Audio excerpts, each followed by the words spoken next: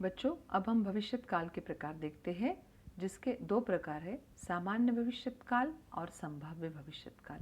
अब बच्चों, भविष्य काल यानी भविष्यत शब्द से ही हमें पता चलता है कि भविष्य का मतलब होता है आने वाला और काल का अर्थ होता है समय। भविष्य का अर्थ है कि वो समय जो आने वाला है। अब व्याकरण में इसका क्या महत्व है? व्याकरण में इसका संबंध क्रिया से है, क्योंकि क्रिया के होने के समय को ही हम काल कहते हैं।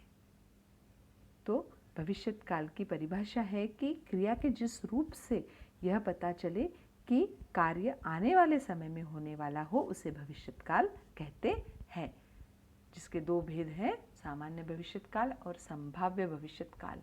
अब पहला भेद हम देखते हैं, प्रकार पहला देखते हैं, सामान्य भविष्यत काल, जिसकी परिभाषा है क्रिया के जिस रूप से उसके भविष्य में सामान्य ढंग से होने का पता चलता है, उसे सामान्य भविष्यत काल कहते हैं। उदाहरण, वे बाजार से खरीदारी करने जाएंगे। दूसरा, जतिन फल खाएगा। तीसरा, विमला पाठ पढ़ेगी। चौथा, मदन गीत गाएगा। इन सारी क्रियाओं को पढ़ के समझ में आ रहा है कि कार्य आने वाले समय में होने वाला है, इसीलिए इसे भविष्यत्काल कहते हैं।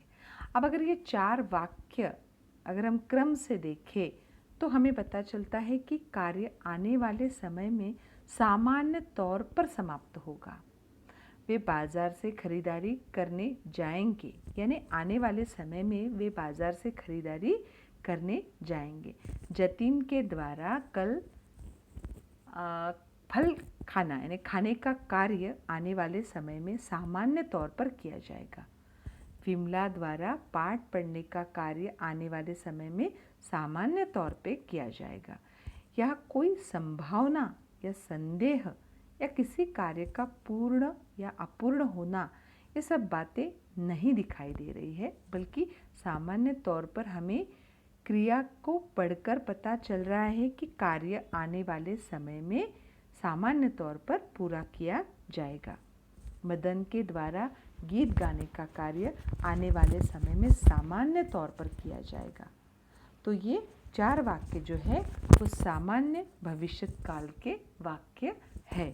अब दूसरा जो है वो है संभाव्य भविष्यत काल, जिसकी परिभाषा है क्रिया के जिस रूप से उसके भविष्य में होने की संभावना का पता चलता है, उसे संभाव्य भविष्यत काल कहते हैं। उदाहरण, शायद हम दिल्ली जाएंगे। दूसरा, संभव है कि मैं प्रथम श्रेणी में पास हो जाऊंगा। और तीसरा है, शायद अतिथि कल आ जाए। अब यहाँ तीनों कार्यों में संभावना जताई जा रही है। शायद, संभव और शायद। शायद हम दिल्ली जाएंगे, संभव है कि प्रथम श्रेणी में मैं पास हो जाऊंगा, और शायद अतिथि कल आ जाए। यानी ये जो तीन शब्द है, शायद, संभव और शायद, ये जो शब्द लगाए जा रहे हैं, इनके द्वारा क्रिया के भविष्य में होने पर संभावना जताई जा रही है। इन शब्दों के द्वारा संभावना जताई जा रही है। तो परिभाषा क्या है? जब वाक्य में क्रिया के होने में संभावना जताई जाए, यानी आने वाले समय में, भविष्य में क्रिया के होने में संभावना जताई जाए, तो उसे हम संभाव्य भविष्यकाल कहते हैं। तो बच्चों, इस तरह से हमने भूतकाल, वर्तमान काल और भविष्यकाल तथा उसके भेद, उसके प्रकार देखे। बच्चों, आपको मैंने गृह कार्य के लिए ये चार वाक्य दिए हैं, जिसको आपको आपके कॉपी में लिखना है।